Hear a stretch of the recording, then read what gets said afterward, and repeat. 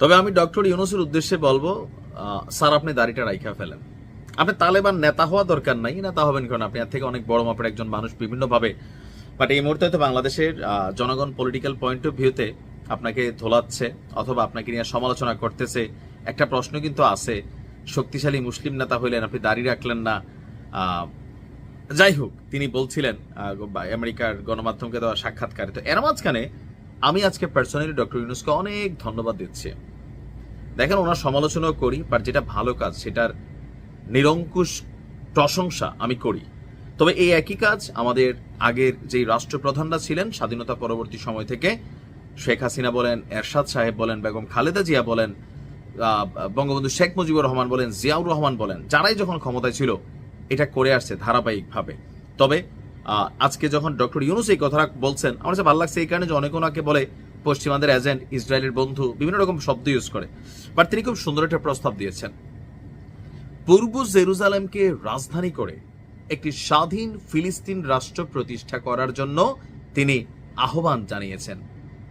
এখন ফিলিস্তিনকে রাষ্ট্র হিসাবে অনেকেই কিন্তু সমর্থন দিয়েছে, পশ্চিমা বিশ্বগুলো, ফ্রান্স আছে, যুক্তরাজ্য, সম্ভবত আরো অনেক দেশ। আপনি দেখতেছেন এই মুহূর্তে ফিলিস্তিনের পক্ষে একটা ইন্টারন্যাশনাল ভাইব তৈরি হয়েছে।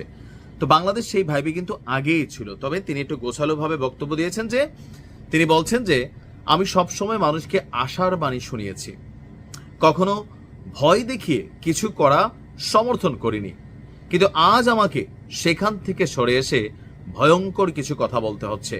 চরম জাতীয়তাবাদ, অন্যের ক্ষতি হয় এমন ভূরাজনীতি, অন্যের দুর্ভোগ এবং পীড়নের প্রতি ঔদাসীন্য বহু দশকের পরিশ্রমে অর্জিত অগ্রগতিকে ধ্বংস করে দিচ্ছে। এর চেয়ে মর্মান্তিক চিত্র আমরা দেখেছি কোথায়? আমাদের বীরদের ভূমিতে। শিশুরা না খেয়ে সেখানে মারা যাচ্ছে, বেসামরিক জনগোষ্ঠীকে শেষ করা হচ্ছে, হাসপাতাল, স্কুল, গোটা জনপদ আজ নিশ্চিহ্ন। জাতিসংঘের স্বাধীন তদন্ত কমিশনের সাথে আমরাও একমত যে আমাদের চোখের সামনে একটি ম্যাসাকার হচ্ছে। দুর্ভাগ্যজনকভাবে মানব জাতির পক্ষ থেকে এর অবসানে সর্বোচ্চ চেষ্টা করা হচ্ছে না।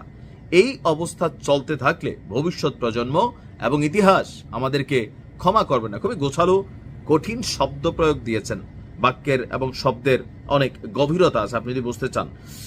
বলছে যে বাংলাদেশের জনগণ এবং বিশ্বের বিবেকবান নাগরিকদের পক্ষ থেকে ডক্টর ইউনূস, আমি জোরালোভাবে বলছি যে পূর্ব জেরুজালেমকে ফিলিস্তিনের রাজধানী হিসাবে ঘোষণা করা হোক, আর জেরুজালেমকে রাজধানী করে স্বাধীন ফিলিস্তিন রাষ্ট্র প্রতিষ্ঠা করা হোক। শুধুমাত্র 1967 সালের পূর্বের সীমারেখার ভিত্তিতে, যেখানে ইসরায়েল এবং ফিলিস্তিন শান্তিপূর্ণ সহাবস্থানে থাকবে, তখনই ন্যায় বিচার সম্পূর্ণভাবে কার্যকর হবে। খুবই সুন্দর বক্তব্য দিয়েছেন। দেখেন, এই পক্ষ নিয়ে যারাই কথা বলবেন, আমাদের অবস্থান আপনাদের জন্য পজিটিভ থাকবে এবং কি একদম প্রেক্ষাপটটা তিনি বুঝাই বলছেন।